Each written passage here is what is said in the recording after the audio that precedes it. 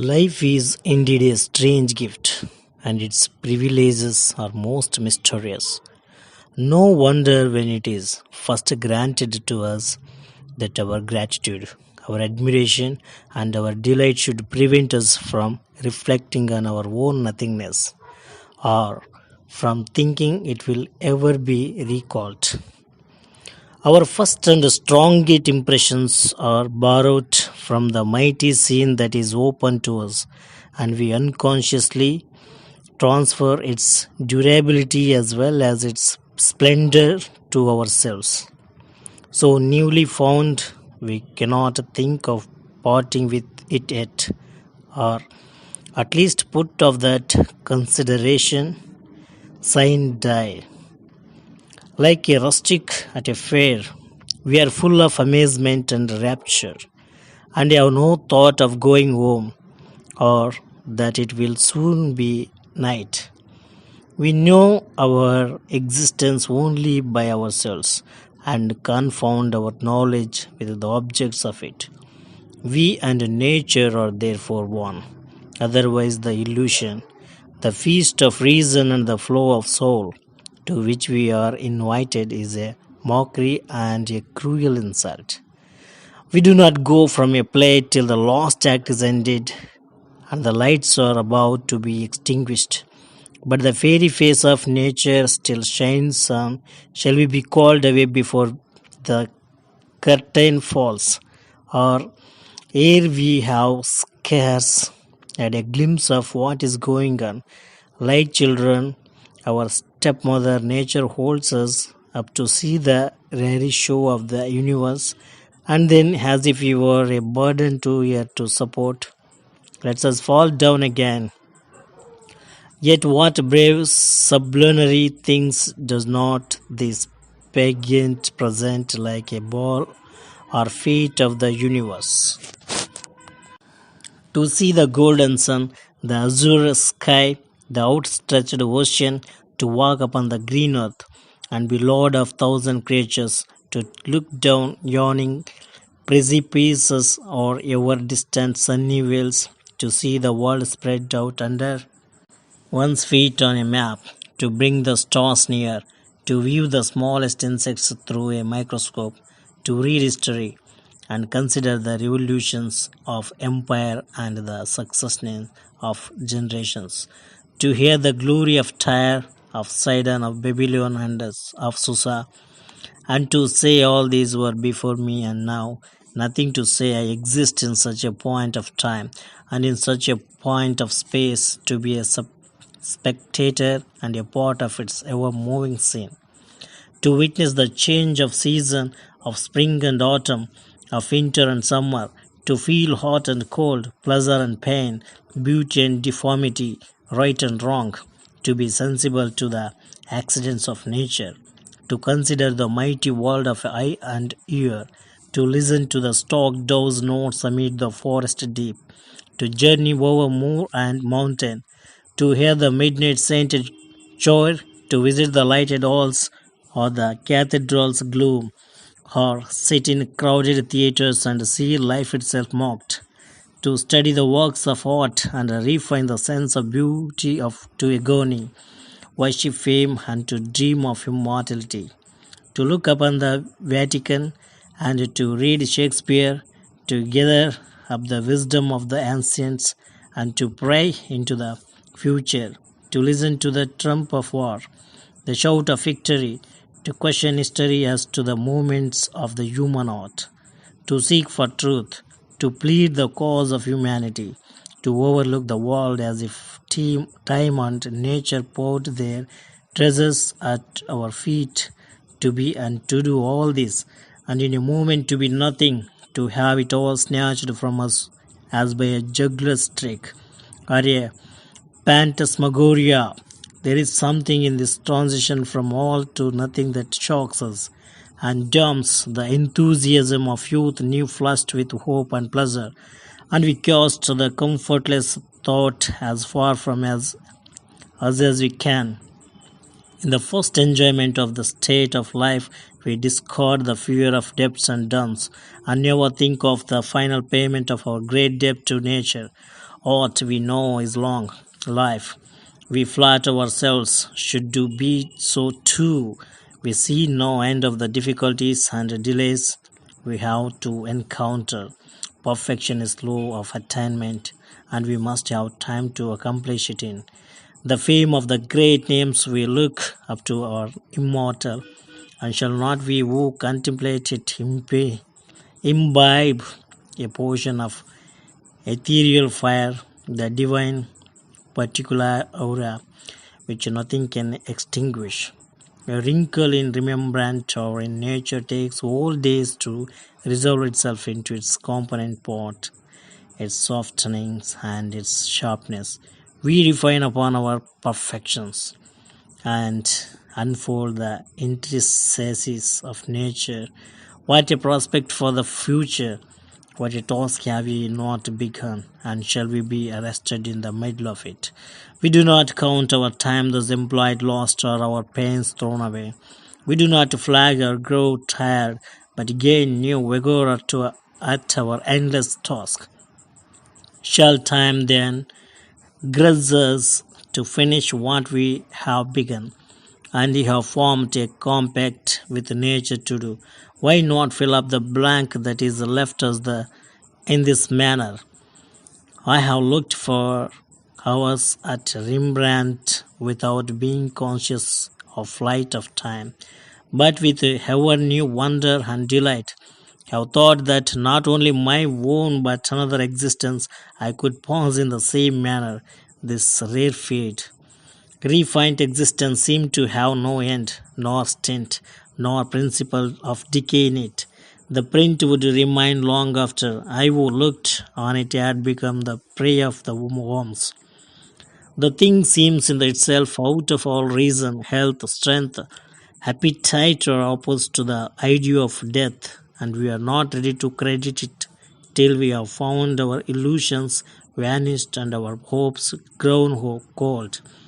Objects in youth from novelty, etc., are stamped upon the brain with such force and integrity that one thinks nothing can remove or obliterate them. They are revived there and appear to us as an element of our nature. It must be a mere violence that destroys them, not a natural decay. In the very strength of this persuasion, we seem to enjoy an age by anticipation. We melt down years in a single moment of intense sympathy, and by anticipating the fruits defy the ravages of time, if then a single moment of our lives with worth years. Shall we set any limits to its total value and extent?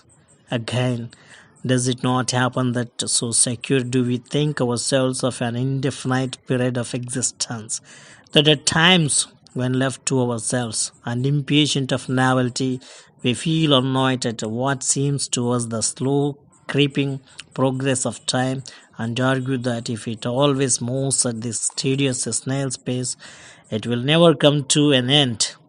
How ready are we to sacrifice any space of time which separates us from a favorite object, little thinking that before long we shall find it move too fast.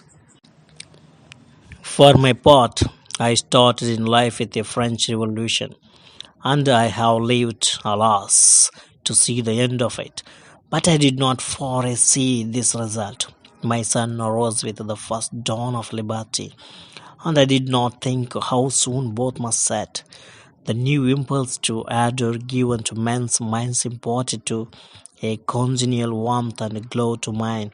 We were strong to run a race together, and I little dreamed that long before mine was set, the sun of liberty would turn to blood or war in the night of despotism. Since then, I confess, I have no longer felt myself young, for with that my hopes fell. I have since turned my thoughts to gathering up some of fragments of my early recollections and putting them into a form to which I might occasionally revert. The future was bad to my progress, and I turned for consolation and encouragement to the past.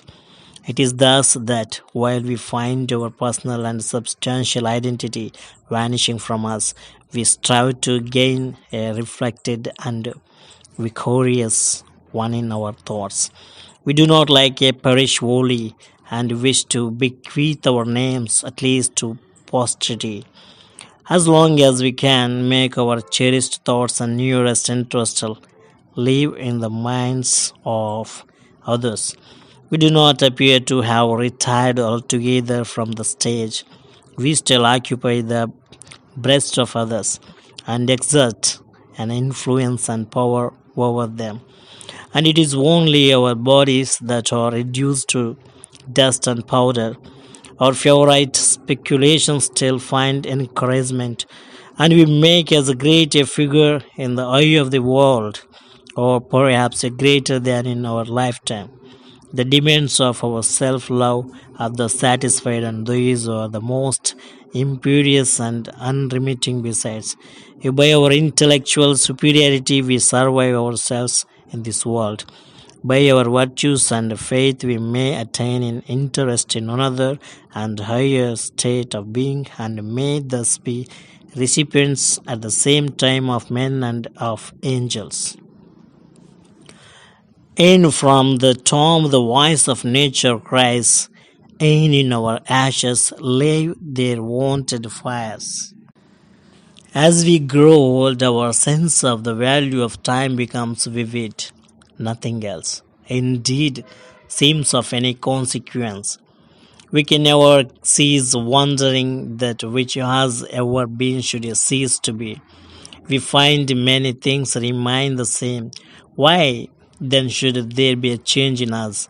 This adds a convulsive grasp of whatever is a sense of ferocious hollowness in all we see.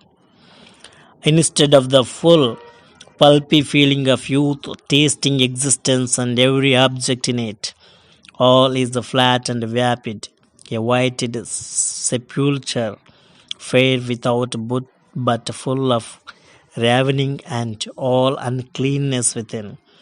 The world is a witch that puts us off with false shows and appearances. The simplicity of youth, the confiding expectations, the boundless raptures are gone.